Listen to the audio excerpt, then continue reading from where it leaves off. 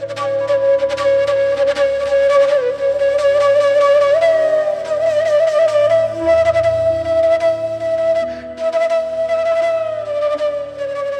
ശാന്തി.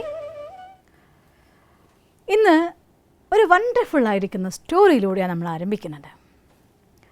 നിങ്ങൾ ഒരുപാട് തവണ കേട്ട കഥയാണ്, എന്നാലും ഒരിക്കൽ കൂടി ഞാൻ നിങ്ങളെ കേൾപ്പിക്കാൻ പോവുകയാണ്. അതുകൊണ്ട് രസിച്ച് നമുക്ക് കേട്ട് നോക്കാം. ഒരിക്കൽ ഒരു കോടിപതിയായിട്ടുള്ള ഒരാളുടെ വീട്ടിൽ വെച്ച് ഒരു വലിയ സൽക്കാരം നടക്കുകയാണ്. അദ്ദേഹം തൻ്റെ നേട്ടങ്ങളെക്കുറിച്ച് കൂട്ടുകാരോട് പറഞ്ഞിങ്ങനെ അഭിമാനിച്ച് മദ്യപിച്ച് അങ്ങ് ലഹരി കയറിപ്പോയി. ഈ ലഹരി കയറി അദ്ദേഹത്തിൻ്റെ വിജയത്തിൻ്റെ ലഹരി ഒപ്പത്തിനൊപ്പം കയറി. അങ്ങനെ അവസാനം അറിയാതെ അയാൾ തൻ്റെ സ്വിമ്മിംഗ് പൂളിൻ്റെ അടുത്തേക്ക് ആളുകളെയൊക്കെ കൊണ്ടുവന്ന് പറയുകയാണ്, നോക്ക് എന്തൊക്കെയാണ് ഞാൻ എൻ്റെ സ്വിമ്മിംഗ് പൂൾ വളർത്തുന്നതെന്നറിയോ? അതിൽ പാമ്പുണ്ട്, ചീങ്കണ്ണിയുണ്ട്, അങ്ങനെ പല ജീവികളും ഞാൻ അതിനുള്ളിൽ വളർത്തുന്നുണ്ട്. ഇതൊക്കെ പറഞ്ഞു കഴിഞ്ഞപ്പോൾ അയാളെ ലഹരി കുറച്ചും കൂടി അങ്ങ് കയറിപ്പോയി. അപ്പോൾ പറയുകയാണ്, അഥവാ നിങ്ങൾക്കാർക്കെങ്കിലും ഈ സ്വിമ്മിംഗ് പൂളിലൂടെ ഈ എല്ലാവരുടെ മുന്നിൽ ചാറ്റം തൊട്ട് ഈ അറ്റം വരെ ഒരു 30 മീറ്റർ ഉണ്ടാവുമായിരിക്കും, ഇതിങ്ങ് നീന്തി ഇവരുടെ അടുത്തുനിന്ന് പുറത്തേക്ക് വന്നാൽ ഞാൻ നിങ്ങൾക്ക് ഒന്നുകിൽ 10 കോടി രൂപ അതല്ലെങ്കിൽ എൻ്റെ മകളുടെ കൈ നിങ്ങൾക്ക് ഗിഫ്റ്റായിട്ട് തരുന്നതായിരിക്കും എന്ന് പറയും. എല്ലാവരും സ്വിമ്മിംഗ് പൂളിൽ ചുറ്റും നിന്ന് മുഖത്തോട് മുഖം നോക്കി. ഇത്തരം ജീവികളതായിരിക്കുന്ന ഈ ഒരു സ്വിമ്മിംഗ് പൂളിലേക്ക് ആരും ചാടില്ല എന്നുള്ള കാര്യം എല്ലാവർക്കും ഉറപ്പായിരുന്നു. പക്ഷേ എല്ലാവരും മുഖത്തോട് മുഖം നോക്കി നിൽക്കെ പെട്ടെന്ന് ടപ്പ് എന്നൊരു ശബ്ദം കേട്ടു. നോക്കുമ്പോൾ ഒരു ചെറുപ്പക്കാരൻ വെള്ളത്തിലേക്ക് എടുത്ത് ചാടിയിരിക്കുന്നു. അയാളിങ്ങനെ മുതലയുടെ, ചീങ്കണ്ണിയുടെ, പാമ്പിൻ്റെ ഒക്കെ അടുത്ത് തുടങ്ങി നീന്തി നീന്തി നീന്തി ഒരു കണക്കിന് അയാൾ ഒരു കുഴപ്പവും കൂടാതെ അപ്പുറത്ത് വന്നങ്ങ് കയറിക്കഴിഞ്ഞപ്പോൾ ഇയാൾ ഓരോ മിനിറ്റ് മുന്നോട്ട് പോകുന്തോറും ധനികൻ്റെ മദ്യത്തിൻ്റെ ലഹരി താഴത്തേക്ക് വന്നു. കാരണം ഒരിക്കലും നടക്കില്ല എന്ന് വിചാരിച്ച ദൃശ്യം ഒരു പ്രാണിക്കും തൊടാൻ കിട്ടാതെ അയാൾ ഇതാ ഇക്കരെ വന്ന് കയറിയിരിക്കുന്നു. ഇയാൾ ആകെ എന്തിനു പറയാം, ലഹരി പൂർണ്ണമായി പോയി എന്ന് തന്നെ പറയാം. ഒരിക്കലും നടക്കില്ല എന്ന് വിചാരിച്ച കാര്യം മുന്നിൽ നടന്നത്. എന്നാലും അദ്ദേഹം തൻ്റെ വാക്കിൽ നിന്ന് മാറാൻ തയ്യാറാവാതെ പറയുകയാണ്, എന്താണെങ്കിലും ചെറുപ്പക്കാരാ, ഞാൻ നിങ്ങളിൽ ഇംപ്രസ്ഡ് ആണ്. ഒരിക്കലും ആരും ചെയ്യില്ല ഞാൻ ഉറപ്പിച്ച ഒരു കാര്യം നിങ്ങളുടെ ആ ഒരു ധൈര്യത്തിന് ഞാൻ മാനിച്ചിരിക്കുന്നുവെന്ന്. അതുകൊണ്ട് ഇനി പറയ്, 10 കോടി വേണോ അതോ എൻ്റെ മകളുടെ കൈ വേണോ? ഏത് ഞാൻ തരാൻ തയ്യാറാണ്, ഞാൻ വാക്ക് മാറില്ല എന്ന് പറയുകയാണ്. അപ്പോൾ ഈ ചെറുപ്പക്കാരൻ പറയും, എനിക്ക് 10 കോടിയല്ല വേണ്ടത്, നിങ്ങളുടെ മകളുടെ കൈയല്ല വേണ്ടത്, എന്നെ ഈ കുളത്തിലേക്ക് തള്ളിയിട്ട ആളാരാന്നുള്ള കാര്യമുണ്ടല്ലോ അതൊന്ന് കാണിച്ചു തരുമോ, അത് മതിയെന്ന് പറയുകയാണ്. വാസ്തവത്തിൽ എല്ലാ മനുഷ്യന്മാർക്കും പറ്റുന്നൊരു അബദ്ധം ഇവിടെ തന്നെയാണ്. നമ്മുടെ ഉള്ളിൽ പല കഴിവുകളും ഈശ്വരൻ്റെ വരദാനമായിട്ട് തന്നിട്ടുണ്ട്. ഒരിക്കലും ആ ഒരു ദൂരം ആ ജീവികളെ അതിജീവിച്ചു കൊണ്ടെത്താൻ അയാൾക്ക് കഴിവില്ലായിരുന്നുവെങ്കിൽ അയാൾ എത്തില്ലായിരുന്നു. ഏതെങ്കിലും ജീവിയുടെ ഭക്ഷണമായിട്ടോ അഥവാ മൃത്യുവിന് അടിമയായിട്ടോ നമുക്ക് കാണേണ്ടി വന്നേനെ. ആ അവസരം കടന്നു പോന്നിട്ട് പോലും അയാൾക്ക് തൻ്റെ കഴിവിലുള്ള ശക്തി ഉണരുകയല്ല ചെയ്യുന്നത്. അയാൾ മറിച്ച് തൻ്റെ ആ ഒരു അവസ്ഥയിലേക്ക് തള്ളിയിട്ട ആളെ ചിന്തിക്കുകയാണ്. പലപ്പോഴും ജീവിതത്തിലെ പല ഹാർഡ്ഷിപ്സും, പല കഷ്ടപ്പാടിൻ്റെ അവസ്ഥകളും, കഠിനമായ പല സാഹചര്യങ്ങളും മറികടക്കുമ്പോൾ ആളുകൾ അത് കടന്നെത്തി കഴിഞ്ഞ ശേഷം എന്നോട് ഇങ്ങനെ ചെയ്തവരോട് ഒരിക്കലും ഞാൻ ക്ഷമിക്കില്ല എന്നാണ് പറയുന്നത്. അതേസമയം അത് കടന്നു വന്നപ്പോൾ അതിലൂടെ നമ്മുടെ ഉള്ളിൽ ഫ്ലറിഷ് ചെയ്തതായിരിക്കുന്ന ആ കപ്പാസിറ്റി, നമ്മുടെ ഉള്ളിലുണ്ടായിരുന്ന ഉറങ്ങിക്കിടക്കുന്നതായിരിക്കുന്ന ശക്തികൾ, അത് ഉണർന്നു വരുമ്പോഴുള്ളതായിട്ടുള്ള ആനന്ദമാണ് നമ്മൾ അനുഭവിക്കേണ്ടത്. പല അവസരങ്ങളും ജീവിതത്തിൽ കടന്നു പോയപ്പോൾ എൻ്റെ ലൈഫിലും പല രീതികളിൽ രോഗത്തിൻ്റെ, ആക്സിഡൻറ്റിൻ്റെ പല അവസ്ഥകളിലും ഞാൻ ഇങ്ങനെയുള്ള സന്ദർഭങ്ങൾ കടന്നു പോയിട്ടുണ്ട്. പക്ഷേ ഒരു കാര്യം, എന്തൊക്കെ അവസ്ഥകൾ എന്നൊരു പക്ഷേ ഇന്നത്തെ ഈ ട്രെയിനിങ് പ്രോഗ്രാമിൽ എനിക്ക് നിങ്ങൾക്ക് പറഞ്ഞുതരാൻ സാധിക്കില്ലായിരിക്കാം. പേഴ്സണലി നിങ്ങൾ വന്നാൽ ഞാൻ നിങ്ങൾക്ക് പറഞ്ഞു തരുന്നുണ്ട് എന്തൊക്കെ ഹാർഡ്ഷിപ്സ് ഒരു ലൈഫിൽ കടന്നു വരേണ്ടി വന്നേക്കാം. പക്ഷേ ഒരു കാര്യം, എൻ്റെ അനുഭവം, ഒരു ചൊല്ല് ഞാൻ പലപ്പോഴും ഓർക്കാറുണ്ട്, ഉർവശി ശാപം ഉപകാരം എന്ന്. ജീവിതത്തിൽ അത്രയും കടുത്തതായിരിക്കുന്ന ഒരു സാഹചര്യത്തിലൂടെ കടന്നു പോകേണ്ടി വന്നപ്പോഴൊക്കെ ആ സമയത്ത് എക്സ്ട്രാ നമ്മുടെ ഉള്ളിൽ ഡെവലപ്പ് ചെയ്യപ്പെട്ടതായിട്ടുള്ള ഒരു ടാലൻറ്റ്, അഥവാ ആ സമയത്ത് നമുക്ക് കിട്ടിയ വരദാനം എന്ന പോലെ നമ്മളിൽ വന്നു ചേരുന്നതായിട്ടുള്ള ആ കഴിവുകൾ, ഉണർന്നു വരുന്നതായിട്ടുള്ള ആ കലകൾ, അതിനെ ജീവിതത്തിൽ സ്വന്തമാക്കിയതിലൂടെ ജീവിതം ഏറ്റവും വലിയ ബ്ലെസ്സിങ്സിലേക്ക് മാറ്റാനായിട്ട് എൻ്റെ ജീവിതത്തിൽ എനിക്ക് സാധിച്ചിട്ടുണ്ട്. തീർച്ചയായിട്ടും അത് എൻ്റെ മാത്രമല്ല, നമ്മുടെ ഈ സമൂഹത്തിൽ ഇന്ന് വിജയിച്ച് നിൽക്കുന്ന ആരുടെ ലൈഫ് വേണമെങ്കിൽ നോക്കിക്കോളൂ, ആ ഒരു ഹാർഡ്ഷിപ്പിൻ്റെ മൊമെൻറ്റ്സിനെ ഒരു ബെസ്റ്റ് ഗിഫ്റ്റാക്കി സ്വീകരിച്ച ആളുകളൊക്കെ തന്നെ അവരുടെ ജീവിതത്തിൽ ഏറ്റവും വലിയ ഹൈറ്റ്സിലേക്ക് പോയവരാണ്. അതുകൊണ്ട് നമ്മുടെ ഉള്ളിലുള്ളതായിരിക്കുന്ന കഴിവുകളെ ഉണർത്തിയെടുക്കാൻ വേണ്ടി, അഥവാ നമ്മളുള്ളതായിട്ടുള്ള ആ ഒരു സിറ്റുവേഷൻ നമുക്ക് വരുന്നത് നമ്മളിൽ നിന്ന് നമ്മളെ കണ്ടെത്താൻ വേണ്ടിയാണ്. അതങ്ങനെ ഒരു സിറ്റുവേഷൻ വന്നിട്ട് ഉണർത്താൻ കാത്തു നിൽക്കണ്ട, ഇപ്പോഴേ നമുക്കത് കണ്ടെത്താൻ സാധിച്ചാലോ. അതിനൊരു കൊച്ചു എക്സസൈസ് നിങ്ങളെക്കൊണ്ട് ഞാൻ ചെയ്യിപ്പിക്കാൻ പോവുകയാണ്. തീർച്ചയായിട്ടും ഒരു പേപ്പറും പെന്നും നിങ്ങളുടെ കയ്യിലുണ്ടാകും എന്ന ഉറച്ച വിശ്വാസത്തോടെയാണ് ഞാൻ പറയുന്നത്. ഇത് പറഞ്ഞ ശേഷം സ്വയം അവനവന് ചതിക്കരുത്. ആദ്യം ഞാൻ പറയുകയാണ്, നിങ്ങൾ സ്വയം ഒറ്റയ്ക്കിരുന്ന് ചെയ്യുന്നതായിട്ടൊരു പ്രോഗ്രാമാണിത്. ഇതിൻ്റെ നേട്ടം നിങ്ങൾക്കല്ലാതെ മറ്റാർക്കുമില്ല. ആർക്കും വേണ്ടി ആരുടെയും മുന്നിൽ പ്രകടിപ്പിക്കാൻ വേണ്ടിയൊന്നും ചെയ്യരുത്, ആരെയും കാണിക്കാൻ വേണ്ടിയൊന്നും ചെയ്യരുത്, നമ്മുടെ ഒരു സ്റ്റാർ കിട്ടാൻ വേണ്ടി ഒന്നും ചെയ്യരുത്, നമ്മളുടെ അടുത്ത് റെസ്പോൺസ് അയക്കാൻ വേണ്ടി ഒന്നും ചെയ്യരുത്. അവനവനോട് അവനവൻ ചെയ്യുന്ന സത്യസന്ധമായ ഒരു പരിശോധന പറയാൻ പോവുകയാണ്. തയ്യാറായല്ലോ അല്ലേ? പേപ്പറും പെന്നും കയ്യിലുണ്ടല്ലോ അല്ലേ? ഒന്നാമത്തെ ചോദ്യം, നിങ്ങളുടെ മനസ്സിൽ ഞാൻ ഇത് ഓരോന്ന് പറയാൻ വരുമ്പോഴും അതൊന്നും കൂടെ എക്സ്പ്ലെയിൻ ചെയ്യാൻ ഈ കാര്യം ഞാൻ പറയാൻ വരുമ്പോൾ ഒരു പേര് അല്ലെങ്കിൽ എന്തെങ്കിലും ഒരു കാര്യം ഞാൻ നിങ്ങളടുത്ത് പറയും. ആ പറയുമ്പോൾ മനസ്സിൽ വരുന്ന ആദ്യത്തെ ചിത്രം അതെന്തോ അതാണ് റിയാലിറ്റി. മാറ്റരുത് ആ ചിത്രത്തിന്. ആ റിയാലിറ്റിയെ പേപ്പറിൽ നിങ്ങൾ നോട്ട് ചെയ്യേണ്ടതാണ്. പറയാൻ പോവുകയാണ്. ഒന്നാമത്തെ ഒരു പക്ഷിയുടെ പേര്, ഒരു മൃഗത്തിൻ്റെ പേര്, ഒരു മനുഷ്യൻ്റെ പേര്. അതിനി കഴിഞ്ഞില്ല. എന്തിനാണ് ഈ 3 കാര്യം ഞങ്ങളോട് എഴുതാൻ പറഞ്ഞെന്നായിരിക്കും. എന്തിനാണെന്നറിയോ? നമ്മുടെ ഉള്ളിൽ ലോ ഓഫ് പ്രൊജക്ഷൻ നമ്മളെ പഠിപ്പിക്കുന്നത് ഒരല്പം കാര്യം നമ്മുടെ ഉള്ളിലുണ്ടെങ്കിൽ ആ കാര്യം നിങ്ങൾക്ക് മറ്റൊരാളിൽ തീർച്ചയായിട്ടും കാണാൻ സാധിക്കുന്നതാണ്. പാട്ടുകാരോട് ആരാധനയുള്ളത് പാട്ടിനെ ഇഷ്ടപ്പെടുന്ന മൂളാനെങ്കിലും കഴിവുള്ള ആളുകളായിരിക്കും.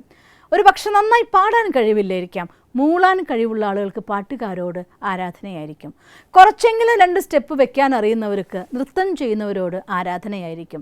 4 വാക്ക് പറയാൻ അറിയുന്നവർക്ക് നല്ല പ്രഭാഷകന്മാരോട് ആരാധന വരും. എന്തുകൊണ്ട്? Law of projection. അല്പം നിങ്ങളുള്ള കാര്യത്തിനെയാണ് നിങ്ങൾക്ക് മറ്റൊരാളിൽ കണ്ടെത്താനായി സാധിക്കുന്നത്. ഇനി തിരിച്ച് നമ്മുടെ ചോദ്യത്തിലേക്ക്, എക്സസൈസിലേക്ക് നമുക്ക് തിരിച്ചു വരാം. ഒന്നാമത്തെ ചോദ്യം എഴുതിയത് ഒരു പക്ഷി. അതേത് പക്ഷിയാണെങ്കിലും ആ പക്ഷിയിൽ നിങ്ങൾക്കിഷ്ടപ്പെട്ട, നിങ്ങളുടെ മനസ്സിൽ ആദ്യം വരുന്ന 3 ക്വാളിറ്റി അതിൻ്റെ താഴെ ഒരു വരയിട്ടുകൊണ്ട് എഴുതിയേക്കാം. 1, 2, 3. ഇനി അതിന് താഴെ നിങ്ങൾ കണ്ടതായിരിക്കുന്ന മൃഗത്തിൻ്റെ 3 ക്വാളിറ്റി എന്താണെങ്കിലും അതിനെ വരയിട്ട് എഴുതിയേക്കുക. 1, 2, 3. അതിൻ്റെ താഴെ നിങ്ങളുടെ മനസ്സിൽ വന്ന ആദ്യത്തെ മനുഷ്യൻ്റെ ചിത്രം, നിങ്ങൾക്ക് ആരാധനാപാത്രമായ നിങ്ങളുടെ മനുഷ്യൻ്റെ ചിത്രം 1, 2, 3.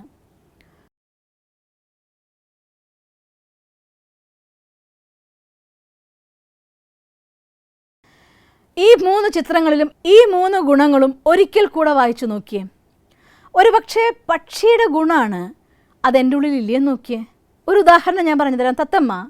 എൻ്റെ മനസ്സിൽ വന്നതായിട്ടുള്ള ചിത്രം തത്തമ്മയാണെങ്കിൽ തത്തയുടെ മധുരമായി സംസാരിക്കാനുള്ള കല, അതിൻ്റെ ചുറുചുറുക്കാർന്നതായിട്ടുള്ള ചാട്ടം, പറക്കൽ, സൗന്ദര്യം, ഈ 3 ക്വാളിറ്റി ആയിരിക്കും നിങ്ങൾക്ക് തത്തമ്മയിൽ കാണാൻ സാധിക്കുക എന്ന് വിചാരിക്കുക. ഞാൻ എക്സാമ്പിൾ പറയാൻ കേട്ടോ, ഇതങ്ങ് നോട്ട് ചെയ്ത് വെക്കരുത്.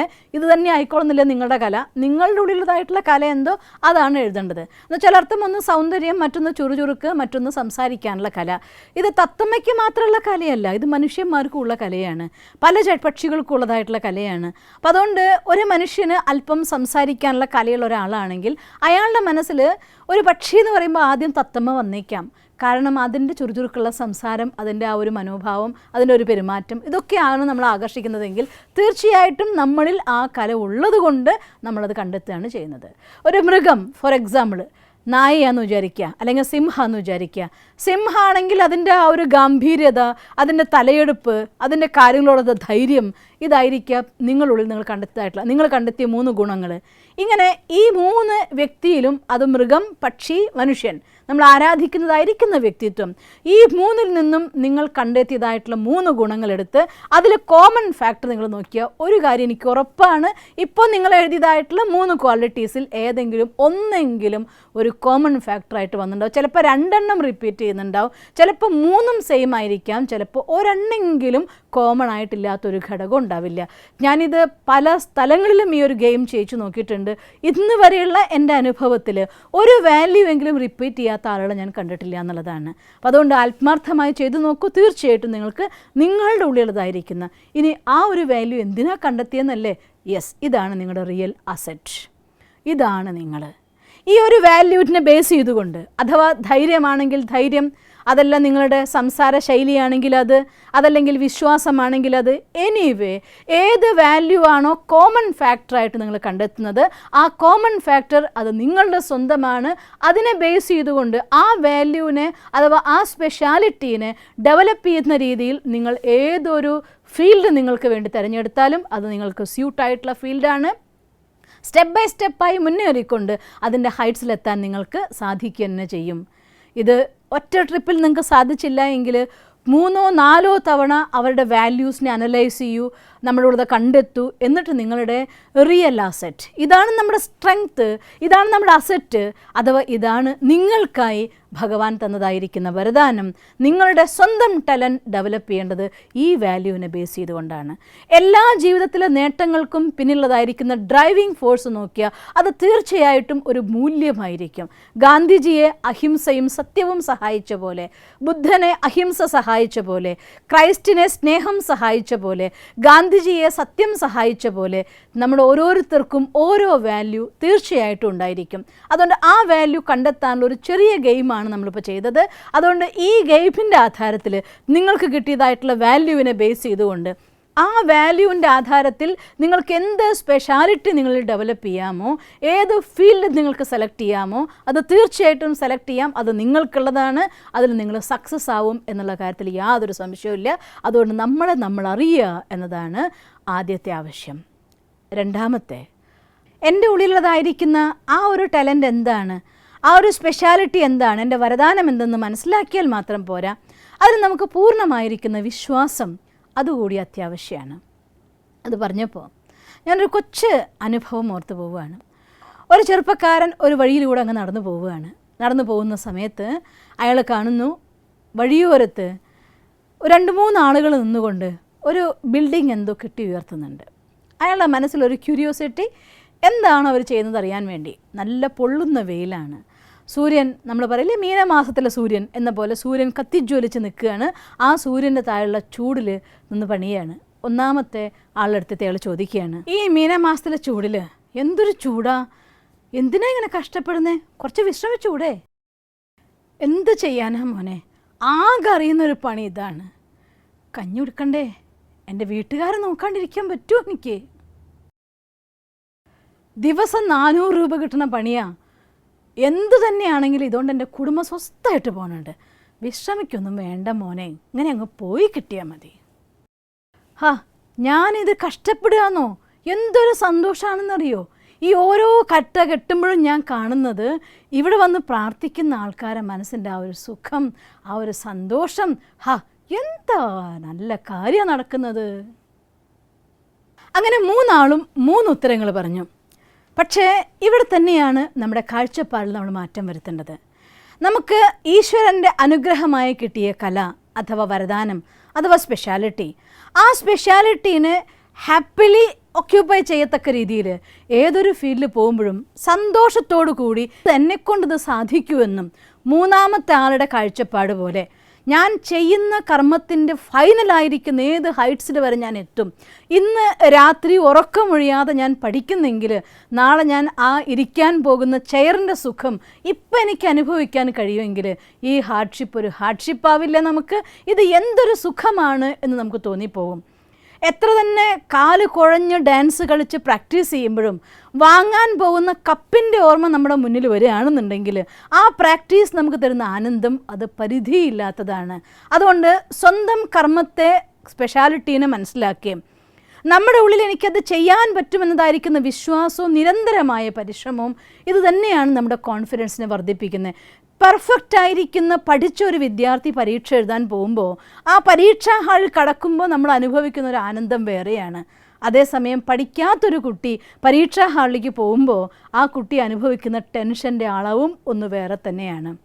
അതുകൊണ്ട് അറിഞ്ഞ് നമ്മുടെ കലയെ മനസ്സിലാക്കി, നമ്മുടെ ക്വാളിറ്റിയെ മനസ്സിലാക്കി, ആ വാല്യൂ ആകുന്ന ഡ്രൈവിംഗ് ഫോഴ്സിൻ്റെ ആധാരത്തിൽ നമ്മുടെ ഡ്രീം സെറ്റ് ചെയ്തുകൊണ്ട് നമ്മൾ മുന്നോട്ട് പോകുമ്പോൾ നമ്മുടെ കോൺഫിഡൻസ് ലെവൽ അത് നിരന്തരമായിട്ട് വർദ്ധിക്കും. എത്രത്തോളം സത്യത്തിൻ്റെ ശക്തി നമ്മുടെ ഉള്ളിലുണ്ടോ, കർമ്മം പെർഫെക്റ്റായിട്ട് നമ്മൾ ചെയ്യുന്നുണ്ട്, ധാർമ്മികമായിട്ട് ചെയ്യുന്നുണ്ട്, കർമ്മത്തെ ചെയ്യാൻ വേണ്ടി ഒരിക്കലും അധർമ്മത്തിൻ്റെ വഴി സ്വന്താക്കരുത്. അത് നമ്മുടെ കോൺഫിഡൻസ് ലെവലിനെ വല്ലാതെ കുറയ്ക്കുന്ന സാധനമാണ്. സത്യമാണ് കോൺഫിഡൻസ് ലെവൽ കൂട്ടുന്നതായിരിക്കുന്ന ശക്തി. അതുകൊണ്ട് ധർമ്മത്തിൻ്റെ, സത്യത്തിൻ്റെ ആധാരത്തിൽ വാല്യൂ ബേസ്ഡ് ആയിക്കൊണ്ട് നമ്മുടെ ഡ്രീം സെറ്റ് ചെയ്ത് പൂർണ്ണ വിശ്വാസത്തോടെ നമുക്ക് മുന്നേറാൻ സാധിക്കുമെങ്കിൽ നമ്മുടെ കോൺഫിഡൻസ് ലെവൽ നമുക്ക് നന്നായിട്ട് മുന്നോട്ട് കൊണ്ടുപോകാൻ സാധിക്കും. പിന്നെ ഇതൊക്കെ എത്തുന്ന ആളുകളും പല ആളുകളും ഉണ്ട്. Do or don't do category എന്ന് ഞാൻ പറയും. ചില ആളുകൾക്കുണ്ടല്ലോ എല്ലാ ഡ്രീമും ഒക്കെ ആക്കി തുടങ്ങുന്നവരെയൊക്കെ ഭയങ്കര ഉത്സാഹമായിരിക്കും. തുടങ്ങിക്കഴിഞ്ഞാൽ പിന്നെ തുടങ്ങും ആ കാരണം അവിടെ മടുത്തു, ഇവിടെ മടുത്തു, ഇത് തന്നെ ബോറടിക്കുന്നു എന്നൊക്കെ.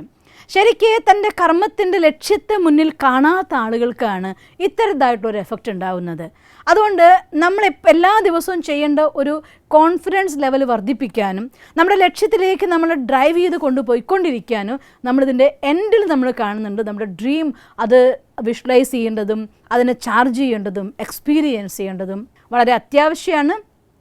ഒരു സ്പെഷ്യൽ സെഷൻ തന്നെ ഇതിൻ്റെ അവസാനത്തിന് വേണ്ടി വെച്ചിട്ടുണ്ട്. അവിടൊന്നും ഞാൻ അതിലേക്ക് പോകുന്നില്ല. അതുകൊണ്ട് അത് കണ്ടുകൊണ്ടിരിക്കുക നമുക്ക് ആ ഒരു ഫാക്ടർ ഇല്ലാതെയാവും. പിന്നെ വേറൊരു ഡോണ്ട് ഡു കാറ്റഗറി ഉണ്ട് കേട്ടോ. മീൻസ് നിങ്ങൾ എന്ത് ചെയ്യാൻ നോക്കിയാലും അതിൻ്റെ ഉള്ളിലൊക്കെ തന്നെ നിങ്ങളെ ചെയ്യിപ്പിക്കാതിരിക്കാൻ വേണ്ടി നോക്കുന്നൊരു കാറ്റഗറി. അവരെക്കുറിച്ച് നിങ്ങൾ കണ്ണടച്ചങ്ങ് മുന്നോട്ട് പോയേക്കണം. നമ്മൾ തുടക്കത്തിൽ പറഞ്ഞില്ലേ, അങ്ങനെയുള്ള ആളുകളുടെ മതിലിനെ പൊട്ടിച്ചെറിഞ്ഞുകൊണ്ട് അവരോട് ചോദിക്കുന്ന ഒരു ചോദ്യം ഞാൻ ഒന്നും കൂടി ഓർമ്മിപ്പിക്കുകയാണ്. എന്താ ചോദിക്കേണ്ടത്? എന്തുകൊണ്ട് എന്നൊരു ഉത്തരം പറയാൻ നിങ്ങൾക്കേ പറ്റാത്തുള്ളൂ, എനിക്കത് പറ്റുന്നതാണ് എന്ന ആ ഒരു ആൻസർ ഇവിടെ നമ്മൾ ഒന്നുകൂടി ഞാൻ ഓർമ്മിപ്പിക്കുകയാണ്. ആ രീതിയിൽ നമ്മുടെ ഉള്ളിലെ വിശ്വാസത്തിനെ നിലനിർത്തിക്കൊണ്ട് ചെയ്യാതിരിപ്പിക്കാൻ വേണ്ടി നിങ്ങളുടെ അടുത്ത് വരുന്ന ആളുകളെ നെവർ മൈൻഡ് ആക്കിക്കൊണ്ട് മുന്നോട്ട് പോയിക്കോളൂ. ഇനി ഒരു ഫാക്ടർ കൂടെ നമ്മൾ ചിന്തിക്കാനുണ്ട്. നമ്മുടെ ബോഡി തീർച്ചയായിട്ടും നമ്മുടെ മനസ്സിലേക്ക് ഒരു എഫക്റ്റ് ഉണ്ടാക്കുന്ന സാധനമാണ്. കുറച്ച് നേരം വളഞ്ഞുകൂടി ഇരിക്കേണ്ടി വന്നാൽ തന്നെ ഒരു മനുഷ്യന് വീർപ്പ് മുട്ടുന്നു, അസ്വസ്ഥാവും എന്നൊക്കെ പറയാറുണ്ട്. ഇരിക്കുന്ന സമയത്തുള്ള ബോഡി പോസ്ചർ നമ്മളുള്ളതായിട്ടുള്ള കോൺഫിഡൻസിനെ പ്രകടമാക്കുന്ന ഒരു സാധനമാണ്. നട്ടെല്ല് നിവർന്ന് നിങ്ങൾക്ക് ഇരിക്കാൻ സാധിക്കുമെങ്കിൽ അത് നിങ്ങളുടെ കോൺഫിഡൻസ് ലെവൽ നന്നായി കൂട്ടുന്നൊരു സാധനമാണ്. അതുകൊണ്ട് കഴിവതും ഞാൻ പലപ്പോഴും വാച്ച് ചെയ്യുമ്പോൾ കണ്ടൊരു അനുഭവം, ഈ കോൺഫിഡൻസ് ലെവൽ കുറഞ്ഞ ആളുകൾ ഇരിക്കുമ്പോൾ പലപ്പോഴും നടു വളഞ്ഞ് തല കുനിച്ച് ഇരിക്കാൻ നോക്കുന്നത് കണ്ടിട്ടുണ്ട്. അതുകൊണ്ട് അത് ചെയ്യരുത്, നടു നിവർന്ന് തന്നെ ഇരിക്കണം. ഇനി സപ്പോസ് നമുക്ക് അങ്ങനെ ഇരിക്കാനുള്ളൊരു മൂഡ് വരുന്നില്ല എന്ന് വിചാരിക്കൂ, ഒരു കാര്യം എന്നെ ഓർമ്മിപ്പിക്കണം ഞാൻ. കാരണം ഈ ഇരുത്തം എൻ്റെ കോൺഫിഡൻസ് ലെവലിനെ ബാധിക്കുമെങ്കിൽ നല്ല കോൺഫിഡൻസ് ലെവൽ ഡെവലപ്പ് ചെയ്യാൻ വേണ്ടി ഞാൻ തീർച്ചയായിട്ടും നിവർന്നേ ഇരിക്കൂ എന്ന്. കുറച്ച് നാളത്തെ ഒരു അറ്റൻഷൻ വേണ്ടി വരുമായിരിക്കും, പ്രാക്ടീസ് വേണ്ടി വരുമായിരിക്കും. പതുക്കെ പതുക്കെ നിങ്ങൾക്ക് അതിനെ ഉയർത്താൻ സാധിക്കും. നിങ്ങൾ വേണമെങ്കിൽ പിക്ചേഴ്സ് എല്ലാവരുടെയും കിട്ടാനുണ്ടല്ലോ.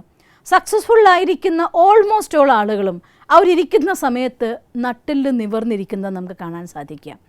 അവരുടെ കോൺസെൻട്രേഷൻ എപ്പോഴും നന്നായിരിക്കും, ശ്രദ്ധ പൂർണ്ണമായിട്ട് അവർ ചെയ്യുന്ന കാര്യത്തിലുണ്ടായിരിക്കും.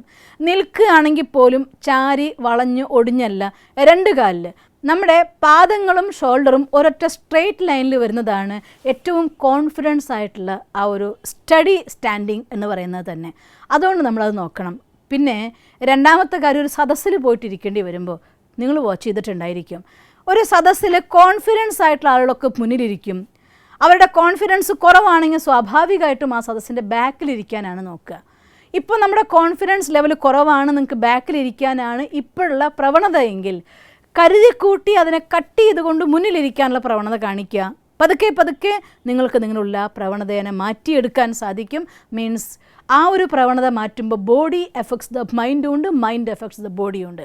അതുകൊണ്ട് ബോഡി എഫക്ട്സ് ദ മൈൻഡ് എന്നുള്ള പ്രിൻസിപ്പിൾ പ്രകാരം പതുക്കെ അതും നിങ്ങളുടെ കോൺഫിഡൻസ് ലെവൽ വർദ്ധിപ്പിക്കാനായിട്ട് സഹായിക്കും. പിന്നെ ആരോട് സംസാരിക്കുമ്പോഴും ഏറ്റവും നല്ല കമ്മ്യൂണിക്കേഷൻ ഐ ടു ഐ കോണ്ടാക്റ്റിലാണ് വരിക.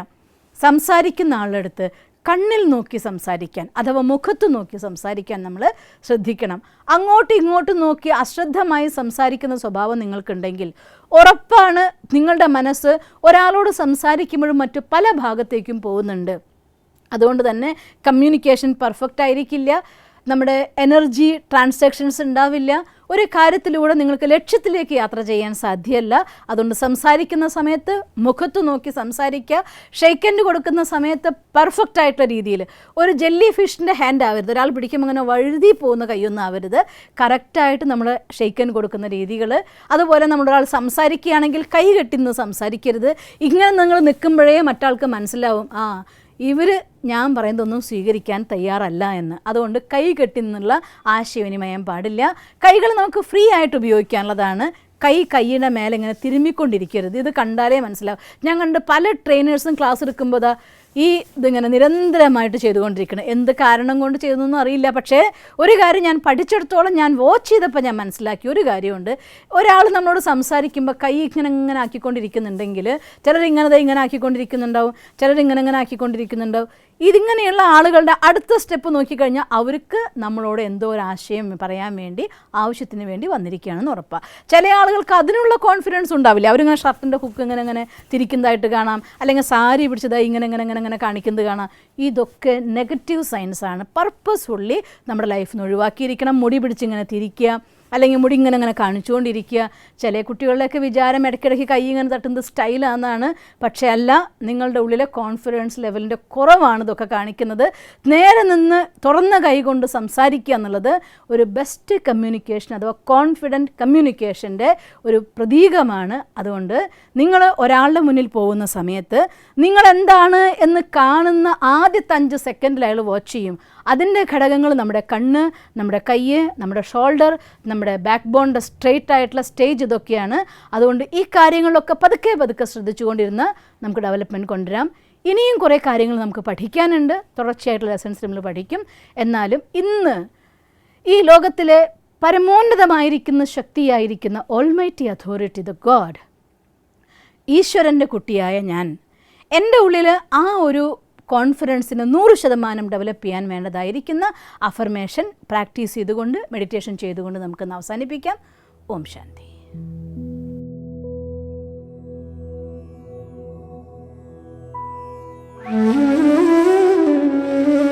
ഓം ശാന്തി. ഇന്ന് നല്ലൊരു ദിവസം നിങ്ങൾ തീർച്ചയായും ചെലവഴിക്കാൻ പോവുകയാണ്. നമ്മുടെ ആത്മവിശ്വാസത്തിൻ്റെ ശക്തിയാണ് ഈ ജീവിതത്തിൻ്റെ വിജയത്തിൻ്റെ ശക്തി. അതുകൊണ്ട് തന്നെ എത്ര കൂടുതൽ ആത്മവിശ്വാസമുണ്ടോ, സെൽഫ് എസ്റ്റീം ഉണ്ടോ, സെൽഫ് കോൺഫിഡൻസ് ഉണ്ടോ, അത് തന്നെയാണ് നമ്മുടെ വിജയത്തിൻ്റെ ആധാരമാകുന്നതും. എന്നാൽ കോൺഫിഡൻസ് എപ്പോഴാണ് നമുക്കുണ്ടാകുന്നത്? ആ സർവശക്തനായ ഭഗവാൻ എൻ്റെ എന്നറിയുമ്പോൾ, ആ സർവശക്തിവാൻ്റെ സർവശക്തികളും എൻ്റെ സ്വന്തമാണെന്ന് മനസ്സിലാക്കുമ്പോൾ, അതോരോന്നും നമ്മുടെ ഉള്ളിൽ അനുഭവം ചെയ്യുമ്പോൾ നമുക്ക് നമ്മുടെ മെഡിറ്റേഷൻ സെഷൻ ആരംഭിക്കാം. നിങ്ങളിരിക്കുന്ന മുറിയിൽ ഓർക്കുമല്ലോ, 3 ദിവസമായിട്ട് നമ്മൾ ചെയ്തുകൊണ്ടിരിക്കുന്ന ഒരു പ്രക്രിയ ഉണ്ടായിരുന്നു. പുറമത്തെ ശബ്ദമൊന്നും കേൾക്കാത്ത മെഡിറ്റേഷന് വേണ്ടി നമ്മൾ തിരഞ്ഞെടുത്ത നമ്മുടെ വീട്ടിലെ സ്ഥലം, ആ മുറിയിലേക്ക് നിങ്ങൾ വരിക. അവിടെ ഇരിക്കുക, നമ്മുടെ കസേരയിലോ അല്ലെങ്കിൽ താഴെ ചമ്രം പടിഞ്ഞിരിക്കുന്ന അവസ്ഥയിലോ, എന്തായാലും വെറും നിലത്തിരിക്കരുത്. ഒരു കുഷ്യനോ അല്ലെങ്കിൽ ഒരു ബെഡ്ഷീറ്റെങ്കിലും വിരിച്ചിട്ടുണ്ടായിരിക്കണം. നട്ടില്ല നിവർന്ന് 2 കൈകളെയും ധ്യാനമുദ്രയിൽ പിടിച്ചുകൊണ്ട് നിങ്ങളുടെ ശ്രദ്ധയെ ഒരു ബിന്ദുവിലേക്ക് ഏകാഗ്രമാക്കിക്കൊണ്ട് നടുനിവർന്നിരുന്നാലും,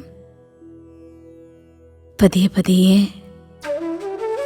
ശ്രദ്ധയെ മറ്റെല്ലാ ഭാഗത്തു നിന്നും ഉൾവലിഞ്ഞുകൊണ്ട് മുറിയിലേക്ക് മാത്രം ഏകാഗ്രമാക്കിയാലും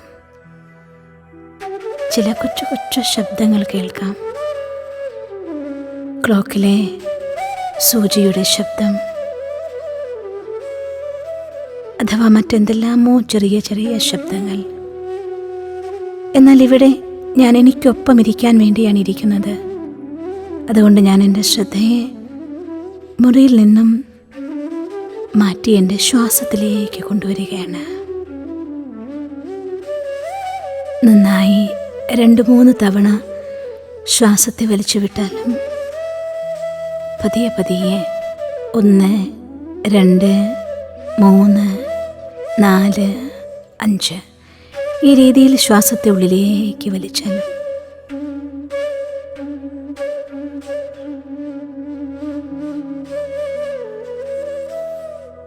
ഉള്ളിൽ 3 സെക്കൻഡ് സമയം. 1, 2, 3. പതുക്കെ 1, 2, 3, 4, 5. പൂർണ്ണമായി ശ്വാസം പുറത്തേക്ക് വിട്ടാലും വീണ്ടും ഒരിക്കൽ കൂടി മനസ്സിൽ എണ്ണിക്കൊണ്ട് 1, 2, 3, 4, 5. 1, 2, 3. 1, 2, 3, 4, 5. ഈ രീതിയിൽ 3 തവണ ശ്വാസത്തിന് ദീർഘശ്വാസം ചെയ്ത ശേഷം ശ്രദ്ധയെ പൂർണ്ണമായും ശ്വാസത്തിൻ്റെ ഗതിയിലേക്ക് കൊണ്ടുവന്നാലും ശ്വാസമകത്തേക്ക് എടുക്കുമ്പോൾ കൂൾ വൈബ്രേഷൻ ഫീൽ ചെയ്താലും ഇപ്പോഴെൻ്റെ ശ്രദ്ധ പതിയെ പതിയെ ശ്വാസത്തിൽ നിന്ന് എൻ്റെ ഭ്രൂമധ്യത്തിലേക്ക് ഞാൻ കൊണ്ടുവരികയാണ്. ഭ്രൂമധ്യത്തിൽ ഒരു ചൈതന്യ നക്ഷത്രം പോലെ ഞാനെന്ന ആന്തരിക വ്യക്തിത്വം, ദ റിയൽ മീ, പ്രകാശിച്ചു കൊണ്ടിരിക്കുകയാണ്. ഒരു വെള്ളി നക്ഷത്രം പോലെ പ്രകാശിച്ചു കൊണ്ടിരിക്കുന്ന എൻ്റെ രൂപത്തെ ഞാൻ കാണുന്നു. പരമ ചൈതന്യമായ പരമാത്മാ, പരം ജ്യോതിയായി എൻ്റെ തലയ്ക്ക് മുകളിൽ പ്രത്യക്ഷനായിരിക്കുന്നു. ഈശ്വരൻ, പരമപിതാ പരമാത്മാ എൻ്റെ അച്ഛനാണ്. സർവഗുണങ്ങളുടെ സാഗരമാണ് ഈശ്വരൻ. ഞാൻ ആത്മാ, ഗുണങ്ങളുടെ സ്വരൂപമാണ്.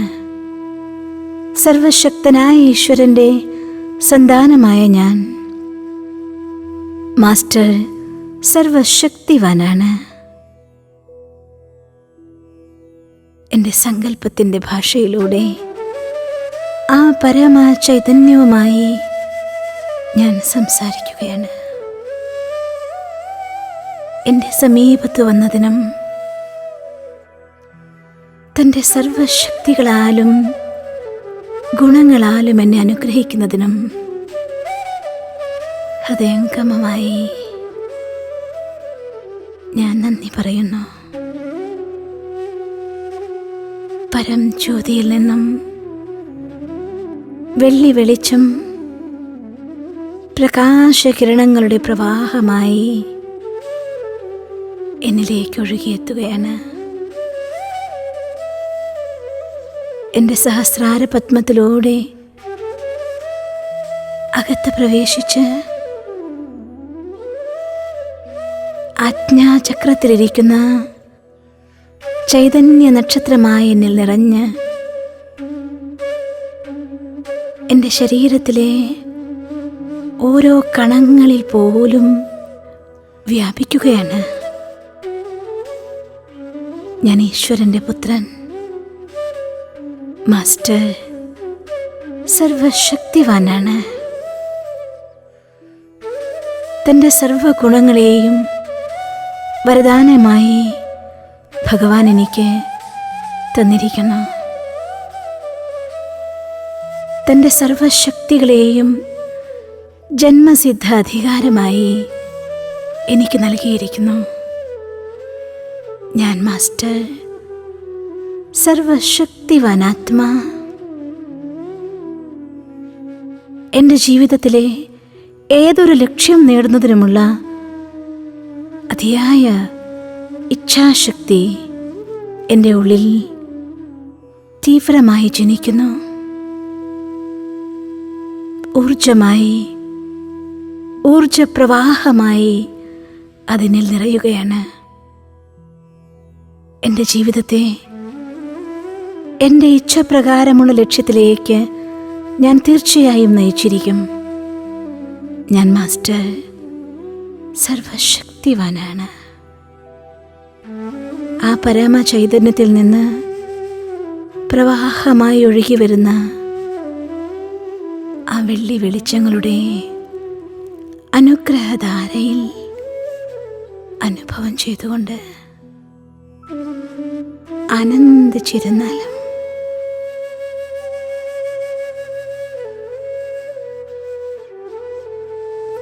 ഓം ശാന്തി ശാന്തി ശാന്തി.